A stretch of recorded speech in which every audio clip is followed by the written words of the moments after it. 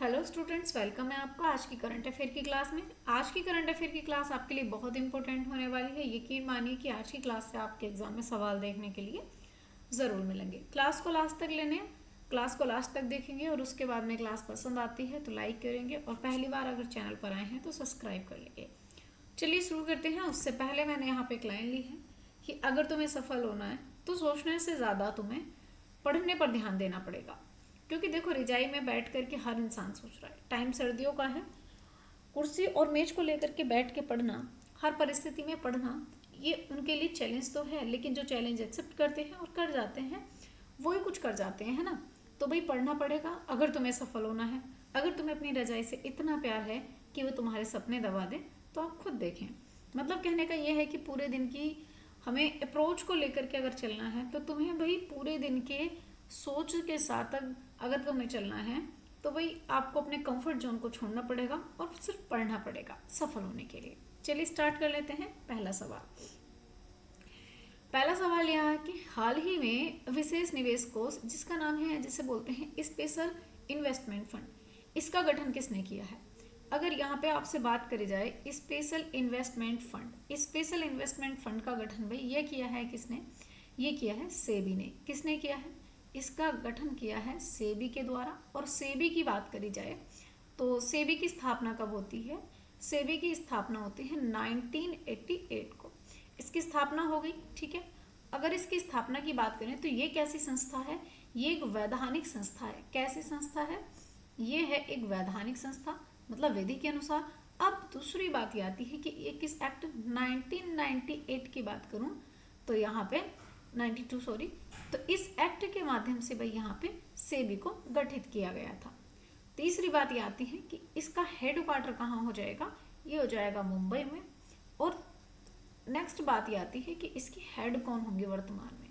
अगर इसकी हेड की बात करी जाए चेयरपर्सन की तो वो हो जाएंगी माधवीपुरी बुच। कौन हो जाएंगी, ये हो जाएंगी आपके माधवीपुरी बुच की बात करी जाए तो ये हो जाएंगी भाई इसकी हेड पर्सन, हेड। ठीक है, ये हो जाएंगी इसकी चेयरपर्सन।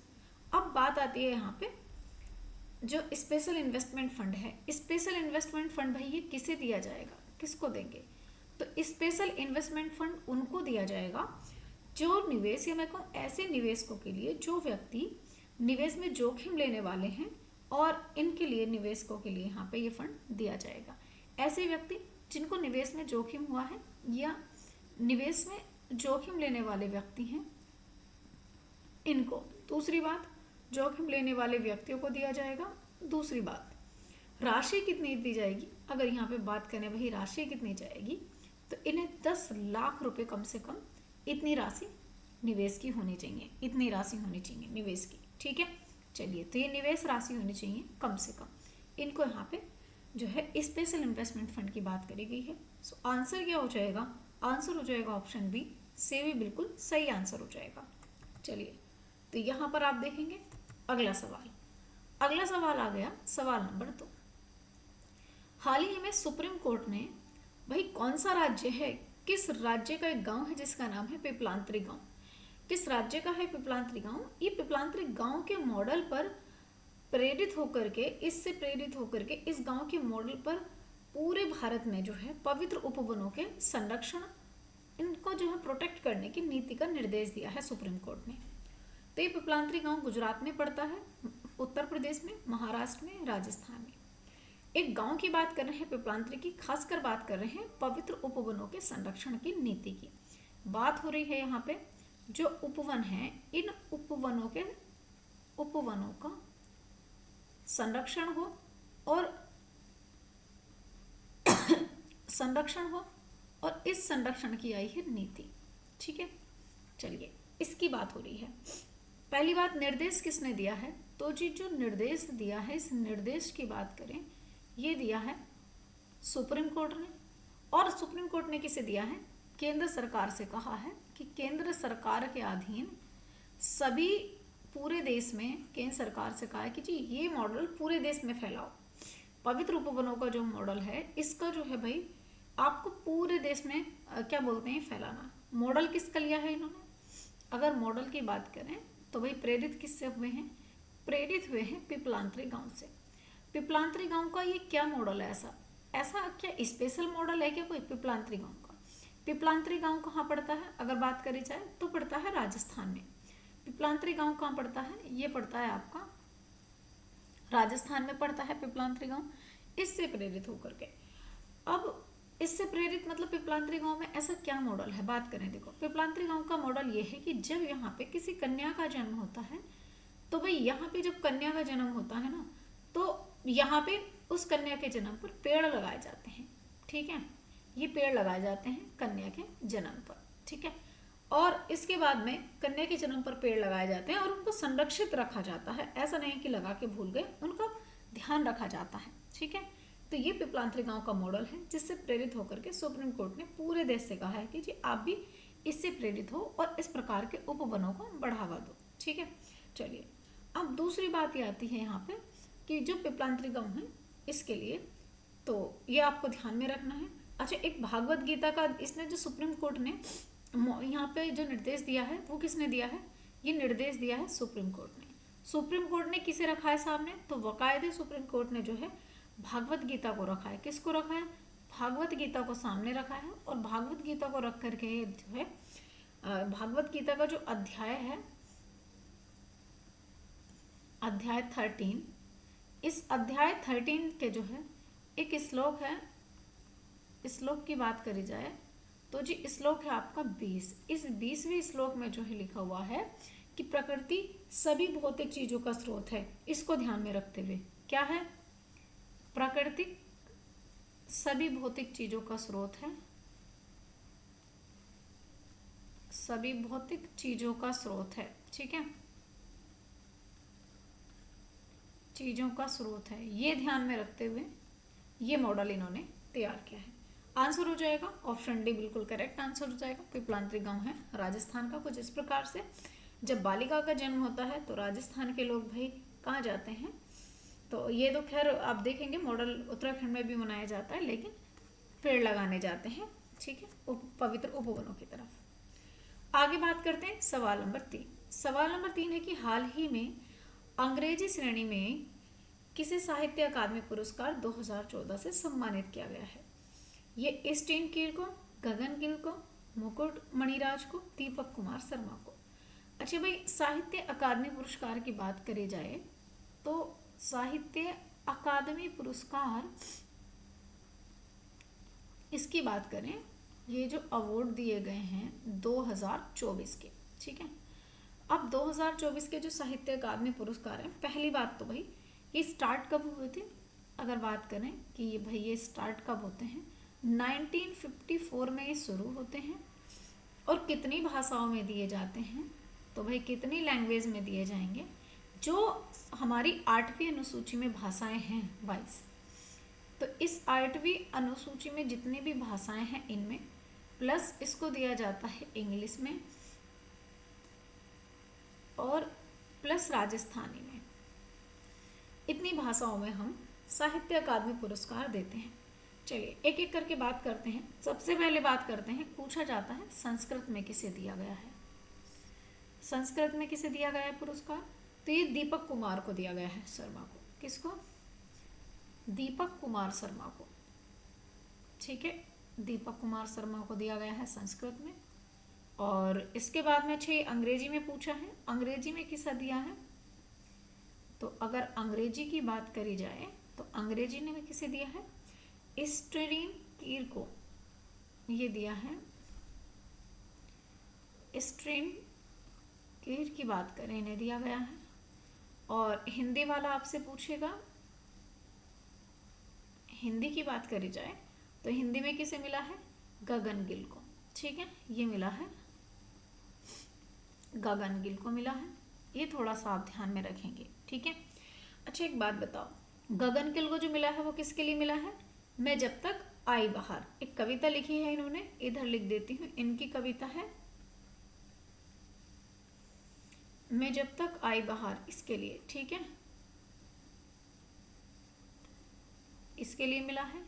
और अंग्रेजी की बात करें तो अंग्रेजी में जो मिला है स्टीन कीर को, ये कहाँ के हैं? नागालैंड के हैं। और किस में मिला है? तो ये नागालैंड के हैं। और एक उपन्यास है इनका। इनका क्या है, एक उपन्यास है। और इस उपन्यास की बात अगर मैं करूं तो इनका उपन्यास क्या है यहाँ पे, ये है स्पिरिट्स नाइट। ठीक है, इनका उपन्यास है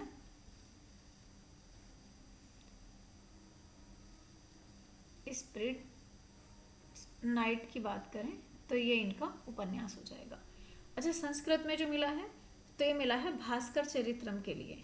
इनको मिला है भास्कर चरित्रम के लिए, ये भी थोड़ा सा ध्यान रखेंगे। ठीक है, चलिए आंसर हो जाएगा ऑप्शन ए, स्ट्रेंड केयर को मिला है ये उपन्यास इंग्लिश वाला। ठीक है, चलिए भाई आगे बात कर लेते हैं। तो साहित्य अवार्ड मिल चुके हैं। अगला सवाल नंबर 4। सवाल नंबर 4 है, हाल ही में 11वीं D8 संगठित बैठक कहाँ हुई है। तो 11वीं डी संगठित बैठक की बात करें तो भाई कहाँ पर हुई है, इंडोनेशिया में, बांग्लादेश में, मिस्र में या फिर यूएई में। अगर बात करी जाए यहाँ पे D8 संगठन की, अगर बात करें D8 संगठन, अच्छा है क्या चीज की D8 संगठन। D8 संगठन को कहते हैं डेवलपिंग 8 कंट्री, है ना, या 8 विकसित देश कह सकते हैं। लिख लेंगे डेवलपिंग 8 कंट्री, ये वही है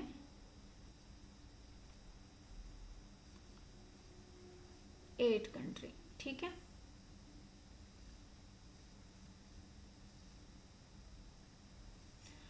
अच्छा जो विकसित 8 देश हैं इनकी बात करें तो सबसे पहली बात तो जो बैठक हुई है इनकी, ये किस क्रम की है, जो बैठक हुई है किस क्रम की है और कहाँ हुई है। तो भाई ये इनका क्रम, इसका क्रम है 11वां क्रम है या 11वीं बैठक होगी ये। ठीक है, दूसरी बैठक बात ये है कि फिर ये कहाँ पर हुई है, कहाँ पर हुई है, कहाँ होस्ट हुई है, किसने होस्ट किया है इसको। तो अगर इसकी होस्ट की बात करें तो ये होस्ट हुई है मिस्र में। कहाँ पर होस्ट करी गई है, ये मिस्र में होस्ट की गई है, इजिप्ट में। और भाई इजिप्ट के राष्ट्रपति कौन है, इजिप्ट के प्रेसिडेंट की बात करी जाए तो कौन हो जाएंगे, अब्दुल फतेह सीसी। कौन हो जाएंगे, ये हैं अब्दुल फतेह सीसी। ठीक है, ये भाई इजिप्ट के या मिस्र के राष्ट्रपति प्रेसिडेंट हो जाएंगे। अच्छा, ये तो थी आपकी 2014 वाली बैठक, ये हुई है 2024 की बैठक। 2025 की बैठक कहाँ होगी फिर इसकी, 2025 की बैठक होगी भाई इंडोनेशिया में। कहाँ होगी, ये होगी आपकी इंडोनेशिया की बात करी जाए तो ये होगी आपकी इंडोनेशिया में। ठीक है, अच्छा थीम क्या रखी गई थी इस बार, अगर थीम की बात करी जाए, थीम क्या रखी है तो युवाओं में निवेश। क्या रखी है, युवाओं में निवेश, ध्यान रखेंगे थीम है युवाओं में निवेश, ये रखी है। अच्छा, ये 8 कंट्री कौन कौन से हो जाएंगे, अगर आपसे कभी नाम पूछ ले कि इनमें से कौन सा कंट्री नहीं है तो इन 8 कंट्री की बात करें तो जो D8 हैं इनकी बात करते हैं कौन कौन से कंट्री आते हैं। चलिए एक एक करके बात कर लेते हैं 8 के 8 कंट्रियों की। सबसे पहले जो कंट्री आता है बात करें एक एक करके तो बांग्लादेश, बांग्लादेश है। अच्छा, और कौन सा आता है, मिस्र आता है। चलिए बिल्कुल, पाकिस्तान भी आता है इसमें। चलिए, इंडोनेशिया की बात करें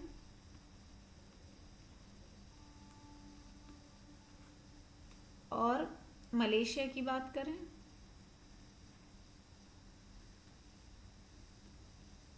साथ में नाइजीरिया की बात करें, इराक की बात करें, साथ में तुर्की की बात करें। ठीक है, तो 2 3 4 5 6 7 8 ये हैं आपके 8 कंट्री। अच्छा, जो ये D8 संगठन ये शुरू कब होता है इसकी बात करूं तो D8 संगठन शुरू कब होता है, ये D8 संगठन शुरू होता है आपका 1997 को। ठीक है, और इसका हेडक्वार्टर कहाँ हो जाएगा, इस्तांबुल में। ठीक है, इस्तांबुल कहाँ पड़ता है, तुर्की में। ये थोड़ा सा ध्यान रखेंगे। आंसर हो जाएगा कि भाई इसकी जो है बैठक कहाँ होने वाली है तो ये होगी इजिप्ट में। ठीक है, आंसर होगा ऑप्शन सी। चलिए अगला सवाल नंबर 5, दुनिया भर में पहली बार विश्व ध्यान दिवस कब मनाया जाएगा। तो विश्व ध्यान दिवस भाई अगर बात करें ये विश्व ध्यान दिवस कब मनाया जाता है तो आप ध्यान देंगे 21 दिसंबर की बात करें 2024 को ये मनाया गया। और इम्पोर्टेंट बात ये है कि भाई ये पहली बार मनाया जा रहा है, ठीक है, पहली बार मनाया गया। दूसरी बात यह है कि इसकी थीम क्या रही। अगर इसकी थीम की बात करी जाए तो इसकी थीम रही थी वैश्विक शांति सद्भाव के लिए ध्यान, ठीक है, वैश्विक शांति सद्भाव के लिए ध्यान, ठीक है, सद्भाव के लिए ध्यान, ये इसकी थीम रही थी। तीसरी बात करें तो इसको शुरू किसने किया है, इसको शुरू करा है यूनाइटेड ऑर्गेनाइजेशन ने, यूएनओ के द्वारा इसको शुरू किया गया है। आंसर हो जाएगा 21 दिसंबर, आंसर होगा option B is the B बिल्कुल सही आंसर यहाँ पे हो जाएगा। चलिए तो आप देखेंगे यहाँ पे आगे बात करते हैं। अगला सवाल नंबर 6। सवाल नंबर 6, हाल ही में अंतरिक्ष में 9 घंटे की जो है स्पेस वॉक का नया विश्व रिकॉर्ड किसने बनाया है। चीन, यूएसए, जापान या फिर रूस। 9 घंटे की स्पेस वॉक की बात हो रही है। तो चलिए सबसे पहले भाई कितना टाइम है, अगर टाइम की बात करें तो इन्होंने भाई 9 घंटे स्पेस वॉक की है, ठीक है, 9 घंटे क्या बोलते हैं स्पेस वॉक की है, ठीक है। दूसरी बात क्या आती है, दूसरी बात ये आती है कि भाई कौन सा देश है, कौन सा देश है, किसने बनाया है, तो ये है आपका चीन, ठीक है, चाइना। चाइना के भी 2 स्पेस वॉक की मैं बात करूँ यहाँ पे 2 व्यक्ति हैं, क्या नाम है, एक का नाम है केजुडे और दूसरे क्या जे जुझे कह सकते हैं, केजुझे, और है लिंगडोंग, दूसरे व्यक्ति हैं ये लिंगडोंग की बात करी जाए तो दूसरे हैं लिंगडोंग, ठीक है। अच्छा स्पेस स्टेशन में जो है यहाँ पे इसका जो स्पेस स्टेशन है अगर इसकी बात करें तो भाई इनका स्पेस स्टेशन की अगर बात करी जाए तो ये कौन सा हो जाएगा, तियांगोंग फर्स्ट, या तियांगोंग नाम देंगे सिर्फ, तियांगोंग की बात करी जाए तो भाई ये इनका तियांगोंग स्पेस स्टेशन हो जाएगा। आंसर हो जाएगा China is the correct answer. चलिए तो आप देखेंगे यहाँ पे इनके 2 व्यक्ति गए थे स्पेस बॉक्स के लिए। चलिए अगला सवाल नंबर 7, हाल ही में चर्चा में रही ब्रिंग इट ऑन, एक बुक है जिसका नाम है यहाँ पे bring it on the unbreakable story of my life. ये बुक है किससे संबंध रखती है, डॉक्टर दिनेश सहारा की है, डॉक्टर दीपा मलिक की है, यहाँ पे मणि कोटवाल की है या फिर अमिताभ कुमार की है, तो ये बुक किसकी हो जाएगी। चलिए अगर इस बुक की बात करी जाए तो पहली बात तो भाई इस बुक के जो राइटर हैं, लेखक हैं, इनकी बात करें तो लेखक कौन हो जाएंगे इस बुक के, इस बुक के लेखक हो जाएंगे आपके यहाँ पे डॉक्टर दीपा मलिक, ये हैं डॉक्टर दीपा मलिक। तो अगर इनकी बात करें ये हैं डॉक्टर दीपा मलिक इस बुक के लेखक। चलिए ये पैरा एथलीट रहे हैं, क्यों इंपॉर्टेंट है, क्योंकि ये पैरा एथलीट रहे हैं। अब देखो पैरा एथलीट रहे हैं तो भाई इन्होंने कॉमन सी बात है कहीं ना कहीं खेल में भी, तो इन्होंने 2016 का जो रियो ओलंपिक था इसमें भाग लिया था। 2016 के रियो ओलंपिक की बात करी जाए तो रियो ओलंपिक में इन्होंने भाग लिया था। अच्छा मेडल जीता था बिल्कुल। तो इन्होंने जो है इनका खेल है यहाँ पे शॉर्ट पुट, इन्होंने शॉर्ट पुट इनका खेल है, इस शॉर्ट पुट में इन्होंने सिल्वर मेडल जीता था, ठीक है। इन्होंने कैसा मेडल जीता था, इन्होंने सिल्वर मेडल जीता था। तो ये भी ध्यान में रखेंगे यहाँ पे डॉक्टर दीपा मलिक के बारे में। चलिए अगला सवाल नंबर 8 है कि हाल ही में राष्ट्रीय गणित दिवस 2024 कब मनाया गया। 19 दिसंबर, 20 दिसंबर, 21 दिसंबर, 22 दिसंबर। चलिए देखिए जो राष्ट्रीय गणित दिवस है अगर इसकी बात करी जाए तो राष्ट्रीय गणित दिवस जो मनाया जाता है, राष्ट्रीय गणित दिवस की बात करें तो ये मनाया जाता है 22 दिसंबर को। कब मनाया गया, तो भाई ये मनाया गया आपका 22 दिसंबर को। दूसरी बात ये आती है कि भाई इसकी जो घोषणा करी गई थी ये कब से शुरू होता है, शुरू की बात करें तो ये 2012 से शुरू हुआ था, ठीक है, 2012 से मनाना शुरू हुआ। और क्यों मनाना शुरू हुआ, श्रीनिवास रामानुजन के जन्मदिन पर, ठीक है। जो रामानुज हैं, रामानुजन, इनके जन्मदिन पर, रामानुज के जन्म दिवस की बात करें तो भाई इनके जन्मदिन पर ये मनाना शुरू हुआ। अच्छा 2024 में जो है अगर बात करें तो 2024 में इसकी थीम क्या रही है, तो अगर इसकी बात करी जाए तो इसकी थीम रही है गणित नवाचार प्रगति का पुल। ठीक है, ये जो है इसकी थीम रही है गणित नवाचार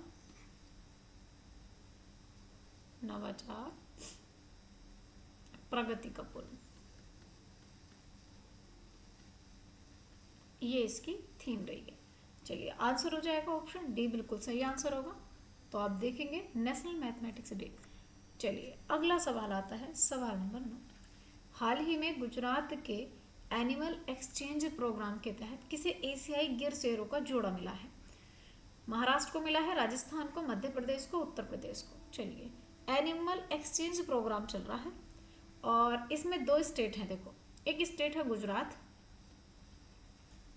और एक स्टेट आता है आपका यहाँ पे मध्य प्रदेश। ठीक है, गिर की बात करें तो गिर राष्ट्रीय उद्यान गुजरात की बात करें, यहीं पे एशियाई शेर पाए जाते हैं।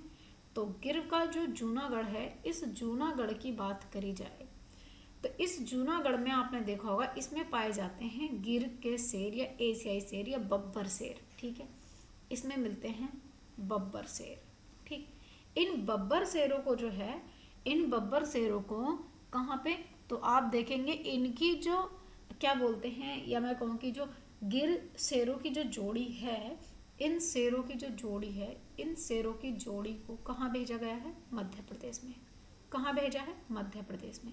मध्य प्रदेश में की भी बात करें तो मध्य प्रदेश में भाई भोपाल की बात करें, मध्य प्रदेश के भोपाल में जो क्या बोलते हैं वन विहार नेशनल पार्क है इसमें। ठीक है, मध्य प्रदेश के भोपाल में वन विहार नेशनल पार्क की बात करें तो भाई यहाँ पर भेजा गया है। ठीक है, अच्छा मध्य प्रदेश में सर्वाधिक आप देखेंगे ना, सबसे ज़्यादा मध्य प्रदेश में आपको चीते मिलेंगे, यहाँ पे सबसे ज़्यादा तेंदुए मिलेंगे, सबसे ज़्यादा टाइगर शेर आपको मध्य प्रदेश में ही देखने को मिल जाएंगे।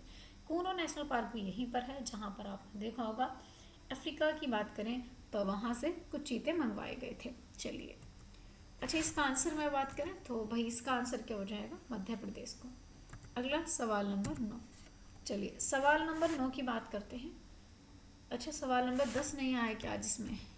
अच्छा ये 9 ही था। हाँ, सवाल नंबर 10 की बात करते हैं। चलिए सवाल नंबर 10 की बात करते हैं। हाल ही में वित्त मंत्री सीतारमण की अध्यक्षता में जीएसटी परिषद की 55वीं बैठक कहाँ हुई है?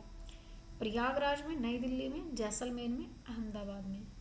तो भाई पहली बात तो यह है कि जो हमारे वित्त मंत्री हैं इनकी अध्यक्षता में जीएसटी परिषद की बैठक हुई है ना। अगर जीएसटी परिषद की बात करी जाए तो पहली बात तो जो जीएसटी काउंसिल है ना, यानी कि परिषद है, ये तो भाई संविधान में इसका तो जिक्र किया गया है ना।